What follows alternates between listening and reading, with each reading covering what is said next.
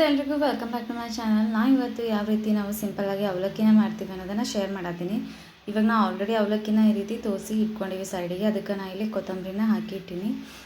ಈಗ ಬಾಣಲೆಗೆ ಸ್ವಲ್ಪ ಎಣ್ಣೆ ಹಾಕಿ ಅದಕ್ಕಾದ್ಮೇಲೆ ಅದಕ್ಕೆ ಸ್ವಲ್ಪ ಸಾಸಿವೆ, ಜೀರಿಗೆ, ಕರಿಬೇವು, ಸ್ವಲ್ಪ ಹಸಿಮೆಣಸಿನ್ಕಾಯಿ, ಅದಕ್ಕೆ ಸ್ವಲ್ಪ ನಾವು ಶೇಂಗಾನ ಹಾಕ್ಕೊಂಡು ಸ್ವಲ್ಪ ಶೇಂಗಾನ ಫ್ರೈ ಮಾಡ್ಕೋಬೇಕು.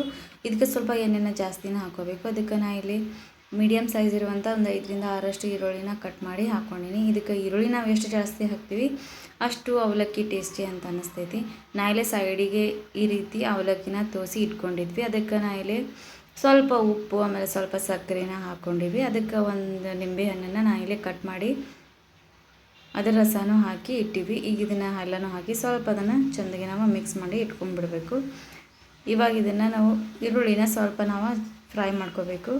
ಈರುಳ್ಳಿನ ಸ್ವಲ್ಪ ನಾವು ಜಾಸ್ತಿ ಕೆಂಪಾಗೋ ತನಕ ಬೇಯಿಸ್ಕೋಬಾರ್ದು.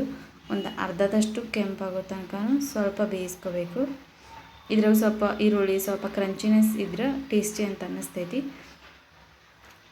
ಇವಾಗ ಇದಕ್ಕೆ ಈ ರೀತಿ ಈರುಳ್ಳಿ ಸ್ವಲ್ಪ ಫ್ರೈ ಆದ್ಮೇಲೆ ಅವಾಗ ನಾವು ಇದಕ್ಕೆ ಅರಿಶಿನ ಪುಡಿನ ಹಾಕೋಬೇಕು.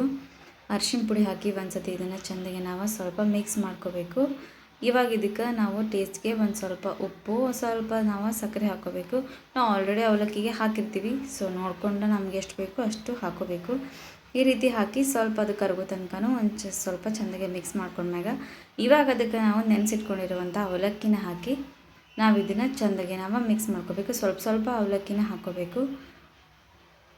ಜಾಸ್ತಿ ಹಾಕ್ಕೊಂಡ್ರಿ ಅಂದರೆ ಅದನ್ನು ನಾವು ಮಿಕ್ಸ್ ಮಾಡ್ಕೊಳ್ಳೋದಕ್ಕೆ ಸ್ವಲ್ಪ ಟೈಮ್ ತೊಗೋತೈತಿ. ಸೊ ನಾವು ಸ್ವಲ್ಪ ಹಾಕ್ಕೊಂಡು ಈ ರೀತಿ ಮಿಕ್ಸ್ ಮಾಡ್ಕೋಬೇಕು. ಬೆಳಗ್ಗೆ ಬ್ರೇಕ್ಫಾಸ್ಟ್ಗೆ ಅವಲಕ್ಕಿ ಅಂತೂ ಬೆಸ್ಟ್, ಆಮೇಲೆ ಬೇಗ ಆಗುವಂಥ ರೆಸಿಪಿ ಅಂತಲೇ ಹೇಳ್ಬೋದು.